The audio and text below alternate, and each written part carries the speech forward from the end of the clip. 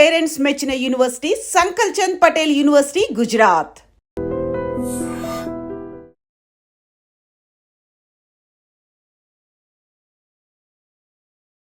నమస్తే, welcome to I dream. నేను వలి. ప్రస్తుతం నాతో పాటు స్టూడియోలో ఉన్నారు డాక్టర్ శ్రీమన్ నారాయణ గారు, gastro surgeon, Yashoda hospital, Somajiguda. సార్తో మాట్లాడదాం. సార్ నమస్కారం. నమస్తే. శ్రీమన్ నారాయణ గారు, 2 రోజుల క్రితం మహారాష్ట్ర ముంబైలో ఒక ఫ్యామిలీ డిన్నర్కి వెళ్ళారు సార్. ఓ బంధువులు ఏదో ఫంక్షన్ ఉంటే డిన్నర్కి వెళ్ళారు. అక్కడ బిర్యానీ తిన్నారు. ఇంటికి వచ్చారు ఫ్యామిలీ అంతా. ఫ్రిడ్జ్లో ఉన్నటువంటి పుచ్చకాయ వాటర్ మిలన్ తిన్నారు, పడుకున్నారు. ఉదయాన్నే 5 గంటల నుంచి ఆ ఫ్యామిలీ మొత్తం కూడా మోషన్స్ అండ్ వామిటింగ్స్, కండిషన్ చాలా సీరియస్గా అయిపోయేసరికి అక్కడ ఉన్నటువంటి వాళ్ళ స్థానికులు ఎవరైతే ఉన్నారో వాళ్ళందరూ ఒక డాక్టర్ని పిలిచారు. లేదు వెంటనే హాస్పిటల్కి తీసుకెళ్లాలని చెప్పారు. హాస్పిటల్కి తీసుకెళ్తే ఉదయం 10 గంటలు, అంటే 5 గంటల నుంచి 5 గంటల లోపే, ఉదయం 10 గంటలకి 4 చనిపోయారు సార్. 2 చిన్నపిల్లలు కూడా ఉన్నారు. అంటే ఇప్పుడు దేశం మొత్తం కూడా ఒక చర్చ జరుగుతోంది. బిర్యానీ తిన్న తర్వాత వాటర్ మిలన్ తినకూడదా? అసలు ఎట్లా జరిగింది ఇది అనేది కూడా చాలామంది దీని మీద డిబేట్ చేస్తూ ఉన్నారు. గ్యాస్ట్రో సర్జన్గా మీరేం చెప్తారు? జనరల్‌గా అండి, మన ఇండియన్ సెటప్‌లో ఒక ఫుడ్ ఐటెమ్ తిన్న తర్వాత ఒకటి తినకూడదు, వేరొక ఐటెమ్ తినకూడదని కామన్‌గా ఉంది మన దగ్గర. జనరల్‌గా మనం చూసే దాంట్లో ఏంటంటే, లైక్ ఫిష్ కర్రీ తిన్న తర్వాత మ్యాంగోస్ తినొద్దు అని. నెక్స్ట్ కొంతమంది ఏంటంటే, ఫిష్ కర్రీ తిన్న తర్వాత పెరుగన్నం తినొద్దు అని. కోడిగుడ్డు, పొట్లకాయ. కొంతమంది ఏంటంటే, మీ గోంగూర తింటే మీ ఫ్యామిలీలో దురదలొస్తాయని. అదేంటంటే ఆ పేషెంట్‌కి పడదు అంతే. సపోజ్ మనము ఫిష్ తిన్నప్పుడు ఫుల్ స్పైసీ లాగా ఉంటది. అదే టైంలో ఏంటంటే మ్యాంగోస్ ఏంటంటే ఇది అసిడిటీ ఫుడ్ అనమాట యాక్చువల్‌గా. 2 అవటం వల్ల ఫుడ్డు స్టమక్ డ్యామేజ్ అయ్యి, అప్సెట్ అయ్యి, మోషన్స్ కానీ, వామిటింగ్ వస్తాయి గానీ, మనం ఆ కాంబినేషన్ ఆఫ్ ఫుడ్డు అబ్జర్వేషన్ అనమాట యాక్చువల్‌గా. చాలా రోజుల నుంచి పెద్దవాళ్ళ యొక్క అబ్జర్వేషన్ అది అంతే. సో, ఇక్కడ ఏం జరిగింది అంటే, యాక్చువల్లీ నేను విన్నదైతే మీరు చెప్పినట్టు బిర్యానీ తిన్నారు. తిన్న ఫ్యామిలీస్ అన్నీ వీళ్ళ ఫ్యామిలీస్ తప్ప అంతా బాగానే ఉన్నారు. సో, అది బిర్యానీకి సంబంధించిన ఇష్యూ కాదు యాక్చువల్‌గా. వీళ్ళు ఐ థింక్ 1:00, 2:00 ఆ టైంలో ఫ్రిడ్జ్‌లో ఆల్రెడీ కట్ చేసిన వాటర్ మిలన్‌ని తీసుకున్నారు. 1:00 తిన్నారు. 5:00 నుంచి ఇష్యూ స్టార్ట్ అయింది. ఐ థింక్ లోకల్ డాక్టర్ ఎవరో వచ్చి చూసుకున్నారు. అంతా చేశారు. వర్కౌట్ అవ్వట్లేదని హాస్పిటల్‌కి పంపించారు. సో, తిన్న దగ్గర నుంచి ఆల్మోస్ట్ లైక్ 6-7 అవర్స్‌లోనే ఫస్ట్ డెత్. అంటే చిన్న పాప చనిపోయింది. అవును. తర్వాత మళ్ళీ ఇంకొక 12 అవర్స్‌లో ఆల్మోస్ట్ ఫ్యామిలీ మొత్తం చనిపోయారు. సో, ఏదన్నా జరిగితే ఏమవుతదంటే, ఆ వాటర్ మిలన్‌లోనే సమ్ కంటామినేషన్ అయినా అయ్యుండాలి. ఓకే. లైక్ ఫుడ్ పాయిజనింగ్ అవ్వటం గానీ, లేకపోతే వాళ్ళు ఎప్పుడో వాటర్ మిలన్‌ని కంటామినేట్ అయిపోయిన వాటర్ మిలన్‌ని తీసుకోవడం వల్ల కానీ, లేకపోతే ఆ వాటర్ మిలన్‌లోనే పండించినప్పుడు, లేకపోతే ఎక్స్‌పోర్ట్ చేస్తున్నప్పుడు ఏదైనా మనకిప్పుడు కలరింగ్ కోసం ఏజెంట్స్ వాడటము, రైపెన్ కోసం వాడటము, షైనీ కోసం వాడుతున్నాం, టేస్ట్ కోసం వాడుతున్నాము. అవేవన్నా అయ్యుండాలి. అయితే ఇక్కడ వాటర్ మిలన్ కట్ చేశారు. అంటే కట్ చేసిన భాగం తినేసి ఉంటారుగా అంతకుముందు ఇప్పుడు. అవును.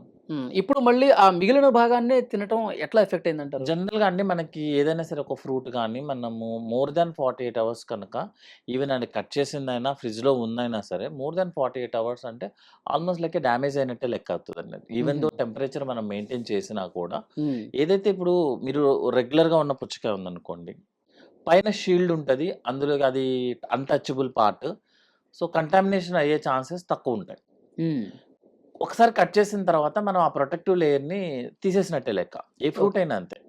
మీరు నార్మల్ జామకాయ దగ్గర మొదలుపెట్టి క్యారెట్ ఏదైనా సరే పైనున్న ప్రొటెక్టివ్ లేయర్ ఎందుకుంటది? ప్రతి ఫ్రూట్‌కి ఒక ప్రొటెక్టివ్ లేయర్. డైరెక్ట్‌గా పుచ్చకాయలాగా ఉండొచ్చు కదా! ఓకే. అంటే దాన్ని కాపాడుకోవాలని చెప్పి ప్రొటెక్టివ్ లేయర్‌ని తయారు చేసుకుంటాయి యాక్చువల్‌గా. ఓకే. సో, అది మనం కట్ చేసిన తర్వాత ఆ ప్రొటెక్టివ్ లేయర్ డ్యామేజ్ అవుతది. అదే టైంలో పుచ్చకాయలో ఉన్న ఒక చిన్న అడ్వాంటేజ్ ఏంటంటే, అందుకే మనం సమ్మర్‌లో యూజ్ చేస్తాం దాన్ని. వాటర్ కంటెంట్ ఎక్కువుంటది. నేచురల్ షుగర్స్ కూడా ఎక్కువుంటది. దీనివల్ల ఏంటంటే, కట్ చేసిన తర్వాత ఎక్కువ రోజులు ఉండే కొద్దీ అందులో ఆల్రెడీ నార్మల్‌గా ఉండాల్సిన బ్యాక్టీరియా, ఎందుకంటే మన ప్రతి ఫుడ్‌లోనూ ఇంక్లూడింగ్ మనలో కూడా బ్యాక్టీరియా ఉంటది. బట్ ఏంటంటే గుడ్ బ్యాక్టీరియా అనమాట. అంటే మనకి పనికొచ్చే బ్యాక్టీరియా ఉంటది. ఎప్పుడైతే మన ప్రొటెక్షన్ లేయర్స్ డ్యామేజ్ అవుతాయో, బ్యాడ్ బ్యాక్టీరియా యొక్క కాంపోనెంట్ పెరగడం మొదలుపెడతది. కానీ దానికి ఫుడ్ కావాలి కదా! అది పుచ్చకాయలో ప్లెంటీ ఉంటది. అంటే వాటరు ఉంటది. నేచురల్ షుగర్స్ ఉంటాయన్నమాట. దానివల్ల కంటామినేషన్ అవ్వి, కంటామినేషన్ అనేది వైడ్‌గా స్ప్రెడ్ అవ్వడానికి ఎక్కువ ఛాన్సెస్ ఉందన్నమాట.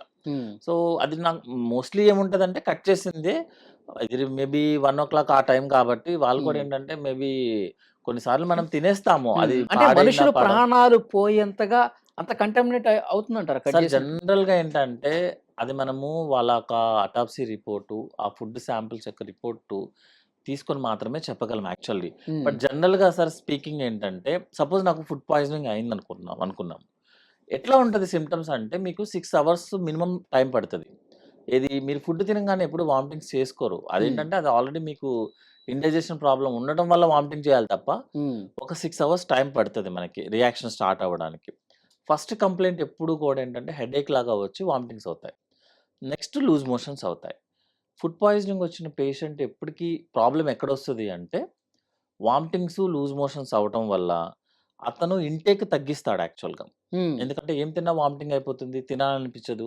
సో, పేషెంట్ డీహైడ్రేషన్‌లోకెళ్ళిపోతాడు. హ్మ్. అదే టైంలో ఏంటంటే మనకి వామిటింగ్స్, లూజ్ మోషన్స్‌లో పొటాషియం లెవెల్స్ వెళ్ళిపోతాయన్నమాట. హ్మ్. సో, మనకి బాడీలో పొటాషియం లెవెల్స్ తగ్గుతాయి. మన హార్ట్ ఫంక్షన్ చేయాలంటే పొటాషియం లెవెల్స్ కావాలి. హ్మ్.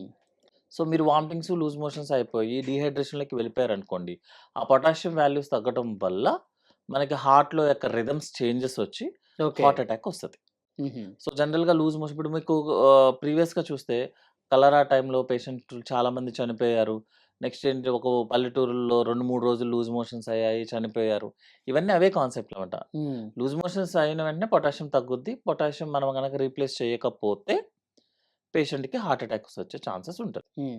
కానీ సో, ఇక్కడ పిల్లలు, పెద్దలు అందరూ చనిపోయారు ఇది గదా! మొత్తం కాన్సెప్ట్ అంతా కంప్లీట్ డిఫరెంట్ సార్ యాక్చువల్లీ. అందుకే నేను ఆ టైమ్ డ్యూరేషన్ చెప్పాను. హ్మ్. 6 అవర్స్‌లో డెత్ క్రియేట్ అవ్వడం అనేది జనరల్‌గా రెగ్యులర్ ఫుడ్ పాయిజనింగ్‌లో జరగదు సార్. ఓకే. ఓన్లీ ఏంటంటే బొటులిజం టాక్సిన్స్ అని చెప్పి ఉంటదనమాట. లైక్ నర్వ్ సప్లైని బ్లాక్ చేస్తది.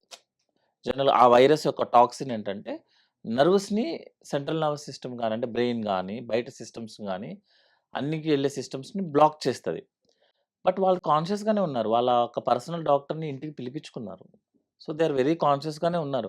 వాళ్ళకి మెయిన్ కంప్లెయింట్ అంటే వామిటింగ్స్ అవ్వటం, లూజ్ మోషన్స్ అవ్వటం. హ్మ్. వాళ్ళు ఇమ్మీడియేట్ ఆల్‌మోస్ట్ లైక్ 4, 5 అవర్స్‌లోనే they reached the hospital also. Okay. హాస్పిటల్‌లోనే ఆల్‌మోస్ట్ 3 డెత్ అయ్యాయి. హ్మ్. సో, అది యాస్ ఎ డాక్టర్‌గా అయితే రెగ్యులర్ ఫుడ్ పాయిజనింగ్ కాదు. సమ్ అదర్ పాయిజనింగ్ అయ్యే ఛాన్సెస్ ఉంటది. హ్మ్. బట్ ఆ ఫైనల్ రిపోర్ట్స్ వచ్చేదాకా మనం చెప్పడానికి లేదు. ఓకే. బట్ జనరల్‌గా ఫుడ్ పాయిజనింగ్ వచ్చిన పేషెంట్స్ చనిపోవడానికి main reason dehydration, potassium levels down అయిపోవడం. హ్మ్. అందుకే మనము ట్రీట్మెంట్ కూడా అలాగే ఆ బేసిస్‌లోనే ఇస్తాం యాక్చువల్‌గా. ఓకే. అంటే ఫ్రూట్‌ని కట్ చేసిన తర్వాత 1, 2 రోజులు ఉన్నా గాని ఎక్కువగా అంటే ప్రాణాలు పోయేంత కంటామినేట్ అయ్యే అవకాశం లేదు యాక్చువల్‌గా. యాక్చువల్‌గా తెలీదు సార్. హ్మ్. ఎందుకంటే దానికి ఇంకా అదర్ రీజన్స్ ఏవో ఉండుండొచ్చు. ఉండుండొచ్చు. అది మనం కామెంట్ చేయడానికి ఏమి ఉండదు కదా సార్. హ్మ్. జనరల్‌గా 48 అవర్స్ కన్నా ఎక్కువ ఉంటే హ్మ్. ఛాన్సెస్ చాలా ఎక్కువ కంటామినేషన్ అయిపోయి. హ్మ్. అందులో ఏదన్నా బై మిస్టేక్ వాళ్ళ అదేదో ప్రొడక్షన్ దగ్గరే పెస్టిసైడ్స్ కలిసి ఉండొచ్చు అంటే, హుహు. పెస్టిసైడ్ ఏమి ఓన్లీ ఒక వాటర్ మిలన్‌కి వేరు కదా సార్. అవును. అవును. ఆ క్రాప్ అంతా లేసిపోతది. Okay. Contaminated by human being ఎవరైనా చేశారు. మర్చెంట్ చేసాడు అనుకుందాం హ్మ్. సపోజ్. ఒక లోడ్ అంతా అవ్వతది. అవును. ఒక్కటే అవ్వదు కదా! ఇక్కడ అవును. ఒక్కటే ఫ్యామిలీ ఎఫెక్ట్ అయింది. వాళ్ళు ఆల్రెడీ కట్ చేసిందని అతను చెప్పారు యాక్చువల్‌గా. సో, మేబీ ఏంటంటే ఒక డ్రెడెడ్ వైరస్‌లుంటాయి. లైక్ బొటులిజం అన్నమాట. అదేమన్నా నర్వ్ సప్లైని డ్యామేజ్ చేసి అంత ఇమ్మీడియేట్‌గా డెత్‌ని క్రియేట్ చేసిందనేది ఇట్స్ ఎ హ్మ్. Question mark okay. యాక్చువల్లీ. సరే ఇంకొకటి కట్ జేసి ఫ్రిడ్జ్‌లో పెట్టినప్పుడు ఇంకా అదనంగా మనం ఏ విధంగా రక్షణ చర్యలు తీసుకోవాలంటారు? జనరల్‌గా సార్ ఒకటి కట్ చేసినవి ఇమ్మీడియేట్‌గా తినమనే చెప్తాం. హ్మ్. లేదు కట్ చేసిందాన్ని అందరూ అన్నీ చిన్న ఫ్యామిలీస్ కదా! మనం అన్నీ తినేంత ఫ్రూట్ అంతా తినాలంటే కష్టం కదా! సో, దాన్ని క్లోజ్ చేయమని చెప్తారు. ఈవెన్ మనకి ఫ్రిడ్జ్ ఇచ్చే అతను కూడా వాడు ముందే చెప్తారు. మీ ఫుడ్ ఐటెమ్స్‌ని ప్రతిదీ కూడా క్లోజ్ చేయమని చెప్తాం మనం. ఎందుకంటే సపోజ్ మనం డైరెక్ట్ ఫ్రూట్‌ని పెట్టకుండా దాన్ని ఒక కవర్‌లో ప్యాక్ చేసి హ్మ్. ఫ్రిడ్జ్‌లో పెట్టమని చెప్తాం. కట్ జేసినా గూడా మిగతాది కవర్‌లో ప్యాక్ జేసి కవర్‌లో ప్యాక్ చేసుకోనో, లేకపోతే ఒక ట్రే తీసుకొని దాని మూతని కంప్లీట్‌గా డైరెక్ట్‌గా ఫ్రిడ్జ్ యొక్క ఎన్విరాన్మెంట్‌కి ఎక్స్‌పోజ్ చేయొద్దని చెప్తాం. హుహు. ఎందుకు సార్ ఎగ్జాంపులే చెప్తాను. ఫ్రిడ్జ్ ఏమన్నా స్టెరైల్ ట్రేయా? కాదు కదా! ఎందుకంటే ఫ్రిడ్జ్‌లో అంతా బాక్టీరియానే ఉంటది. శాంపుల్ తీసుకుంటే. మీరు డైరెక్ట్‌గా దాని లోపల ఎయిర్ సర్క్యులేషన్ అవుతూ ఉంటది. హ్మ్. మరి ఆ ఎయిర్ కూడా ఫుడ్ మీద పడతది కదా! యెస్. అది కూడా కంటామినెంటే కదా! హ్మ్. సో, జనరల్‌గా ఏంటంటే రెగ్యులర్ బాక్టీరియా మనం రెగ్యులర్‌గా చూసుకునే ఈ కోలై గాని, క్లాస్ట్రిడియం గాని ఇవన్నీ ఏంటంటే రెగ్యులర్‌గా సాల్మోనెల్లా గాని, టైఫాయిడ్ చేసే బ్యాక్టీరియా ఇవన్నీ ఏంటంటే రెగ్యులర్ ఫుడ్ పాయిజనింగ్ క్రియేట్ చేస్తాయి. హ్మ్.